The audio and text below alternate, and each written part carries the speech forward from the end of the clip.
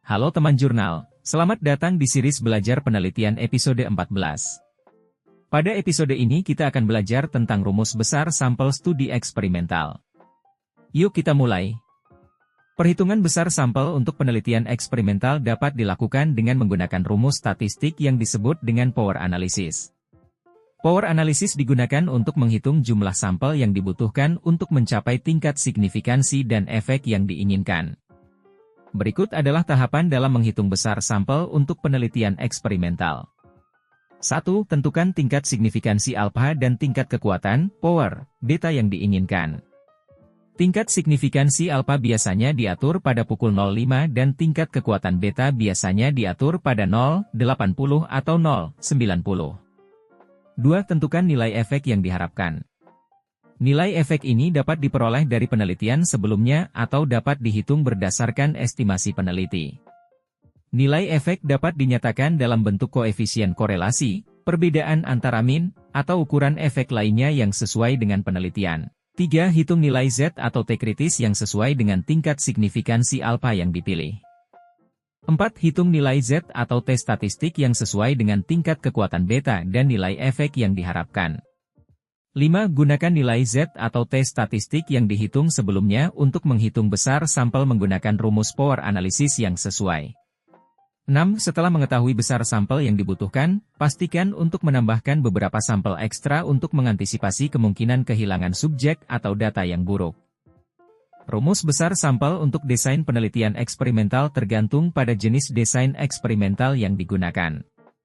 Berikut adalah beberapa rumus besar sampel yang sering digunakan dalam desain penelitian eksperimental. 1. Desain one-way ANOVA. Rumus besar sampel untuk desain one-way ANOVA adalah N sama dengan K kali N plus 1 di mana N adalah jumlah total subjek, K adalah jumlah kelompok perlakuan, dan N adalah jumlah subjek dalam setiap kelompok.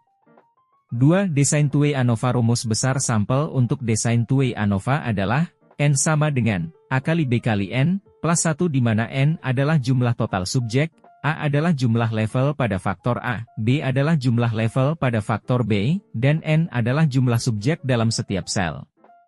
3. Desain pre-post test. Rumus besar sampel untuk desain pre-post test adalah N sama dengan Z1 plus Z2, kuadrat kali 2 kali S kuadrat, per D kuadrat di mana N adalah jumlah total subjek, Z1 adalah Z-score yang sesuai dengan tingkat signifikansi alfa, Z2 adalah Z-score yang sesuai dengan tingkat kekuatan beta, S adalah standar deviasi dari pengukuran baseline, dan D adalah perbedaan yang diharapkan antara min baseline dan min post-test.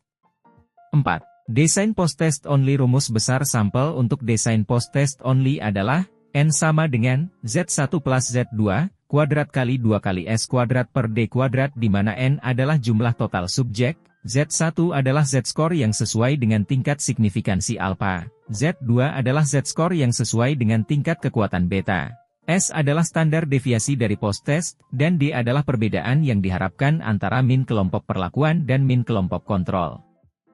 Penting untuk diingat bahwa rumus besar sampel di atas hanyalah rumus umum dan tidak dapat diterapkan secara langsung pada setiap penelitian eksperimental. Peneliti harus mempertimbangkan faktor-faktor lain seperti jenis variabel, jenis intervensi, dan karakteristik populasi yang diteliti sebelum menentukan besar sampel yang tepat. Sekian untuk series belajar penelitian episode 14 ini, nantikan episode-episode selanjutnya dari series belajar penelitian dan semoga bermanfaat. Terima kasih.